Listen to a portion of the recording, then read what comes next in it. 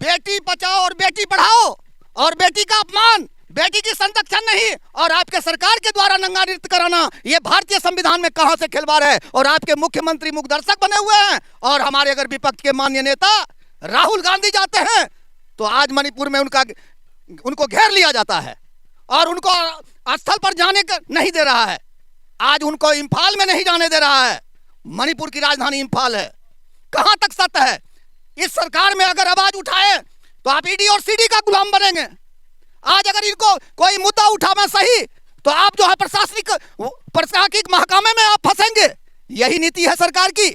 मणिपुर में जिस तरह से 2 लड़कियों को नंगा घुमाया गया है, पूरे देश में इस वक्त हड़कंप मचा हुआ है। हमारे बीच पीयूष मिश्रा जी हैं, हम इनसे बात करेंगे। सबसे पहले तो बहुत बहुत स्वागत है आपका हमारे चैनल पे। मेरा पहला सवाल आपसे ये है कि जिस तरह से मणिपुर में ये एक हादसा हुआ है, 2 महिलाओं को जिस तरह से रोड पे नंगा घुमाया गया है, क्या कहेंगे इसके बारे में? अरे ये तो शर्म की बात है हो भैया, ये सब क्या पूछते हैं? महिलाओं का भारत में सम्मान नहीं, महिलाओं का अपमान। और ये सरकार जो है चुप्पी साधी हुई है, ये भारतीय जनता पार्टी की सरकार और हमारे मोदी जी। हाय रे हाय, यही है हाय। ये तो हाय लगेगा। आज जो है महिलाओं का अपमान हो रहा है। आज महिलाओं की चुनौती है। किसी भी महिलाओं के साथ अत्याचार करना और बलात्कार करके रोड पर नंगा नृत्य करके घुमाना, ये कहां तक इंसाफ है? आज उनकी सरकार मणिपुर में है। आज भारतीय जनता पार्टी की सरकार है। आज वहां के मुख्यमंत्री बीरेंद्र सिंह हैं। क्या बीरेंद्र सिंह ने जब बात की कि क्या आपके राज्य में इस तरह की घटनाएं मणिपुर में हो रही है, तो उन्होंने कहा कि ऐसा होता है। अरे ऐसा होता है? आज आप कहते हैं कि मेरा भारत मातृ प्रधान राष्ट्र है, मां बहनों की पूजा होती है, यही आपकी मां बहनों की पूजा हो रही है। हाय रे हाय, मातृ प्रधान राष्ट्र की सुरक्षा को आपकी सरकार कहती है बेटी बचाओ और बेटी पढ़ाओ और बेटी का अपमान, बेटी की संरक्षण नहीं, और आपके सरकार के द्वारा नंगा नृत्य कराना, ये भारतीय संविधान में कहां से खिलवाड़ है। और आपके मुख्यमंत्री मुखदर्शक बने हुए हैं, और हमारे अगर विपक्ष के माननीय नेता राहुल गांधी जाते हैं तो आज मणिपुर में उनको घेर लिया जाता है और उनको स्थल पर जाने का नहीं दे रहा है।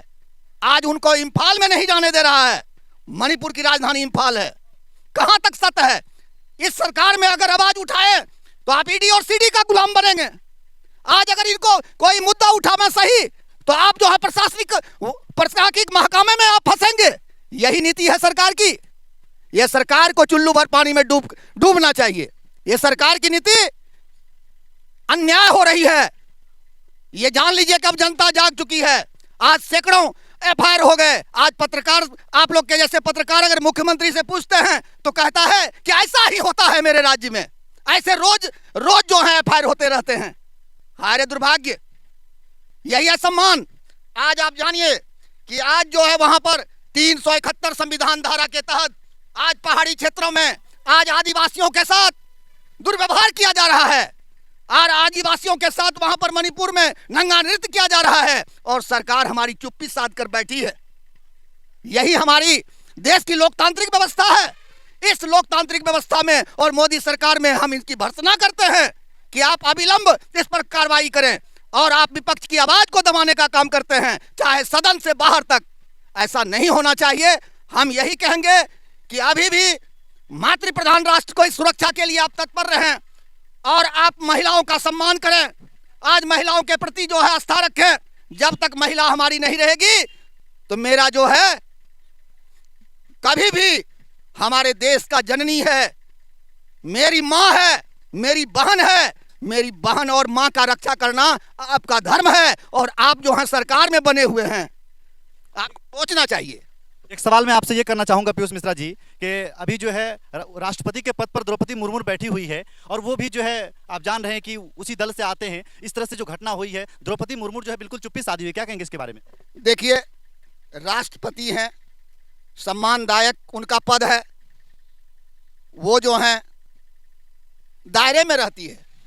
क्योंकि संवैधानिक पद पर जो बने रहते हैं तो कार्यपालिका जो है, कार्यपालिका में हमारे मोदी जी हैं, तो मोदी जी तो किसी को चलने नहीं दे रहे हैं। कहता है कि हर हर मोदी घर घर मोदी।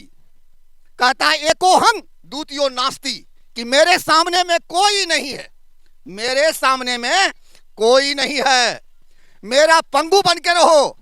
और एक ही इनका नारा है घर में कि धर्म के आड़ में राजनीति करते हैं ये। ये धर्म की आड़ में राजनीति करते हैं।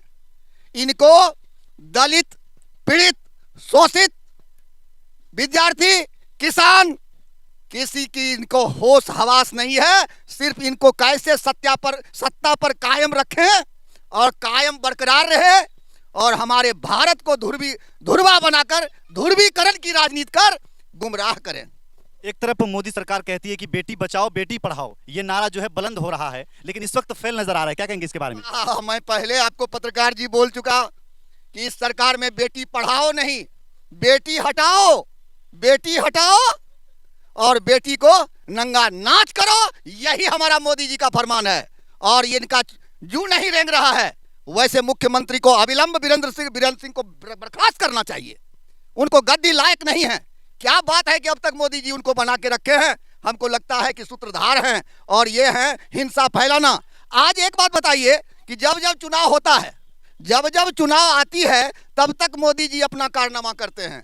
कह देंगे कि अभी चीन से हमारा जो है विवाद चल रहा है, अरे चीन वाला अभी सेना घुस गया, होश में आओ भारत। अभी कहेगा पाकिस्तान ने बम छोड़ दिया है, होश में आ जाओ भारत।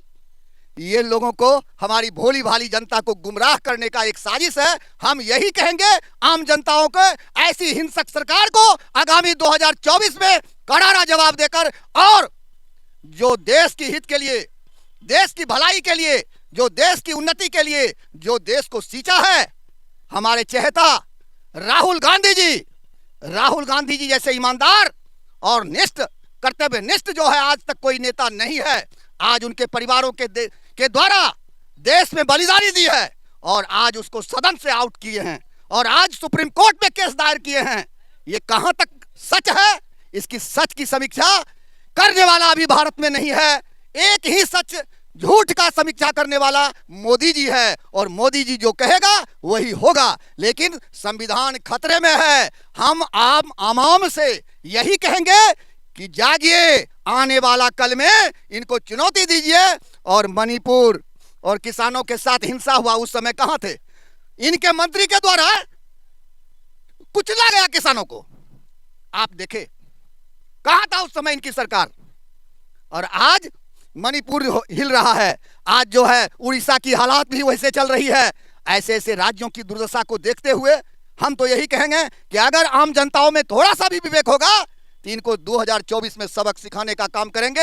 ऐसी हमको धर्म और जाति के नाम पर राजनीति करने वाले को सबक सिखाने की जरूरत है और जगने और जगाने की जरूरत है। और आने वाले कल में वैसे निष्ठा, जिन्होंने त्याग और बलिदान किया है, वैसे आदमी को देश को बनाने के लिए, देश को में लाने के लिए कार्य करने की जरूरत है। मैं यही कहूंगा, आगे बढ़ें, देश की उन्नति चाहें, किसानों के हक के लिए, देश की हित के लिए, देश की भलाई के लिए, विद्यार्थियों की भलाई के लिए आप चुनिए, वैसे गठबंधन को चुनिए जिससे देश की एकता और अखंडता बरकरार रहे।